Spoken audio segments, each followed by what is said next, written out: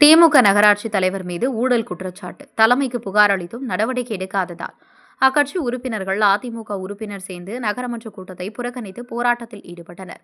திருவள்ளூர் மாவட்டம் பொன்னேரி நகராட்சியின் மாதாந்திர கூட்டம் திமுக நகரமன்ற தலைவரான பரிமளம் விஸ்வநாதன் தலைமையிலும் நகராட்சி ஆணையர் எஸ்.கே. புஷ்ரா முன்னிலையிலும் நடைபெற்றது. அப்போது நகராட்சி நிர்வாகம் மக்களின் அடிப்படை தேவைகளுக்கு முன்னுரிமை கொடுக்காமல் அலட்சியம் காட்டி வருவதாகவும் 2 கோடி ரூபாய்க்கு மேல் ஊழல் நடைபெற்று உள்ளதாகவும் இதுகுறித்து முறையான கணக்கு வழக்குகளை மன்ற கூட்டத்தில் சமர்ப்பிக்காமல் நகரமன்ற தலைவர் பரிமளம் விஸ்வநாதன் தன்னிச்சையாக செயல்படுவதோடு உறுப்பினர்களின் கருத்துக்களை கேட்காமலும் அவர்களின் ஆதரவின்றி தானே தீர்மானத்தை தயாரித்து அதனை மன்ற கூட்டத்தில் நிறைவேற்றுவதாக குற்றம் சாட்டி கூட்டரங்கில் தரையில் அமர்ந்து தர்ணா போராட்டம் நடத்தியதோடு நகரமன்ற தலைவருக்கு எதிராக காரசாரமான வாக்குவாதத்திலும் ஈடுபட்டனர்.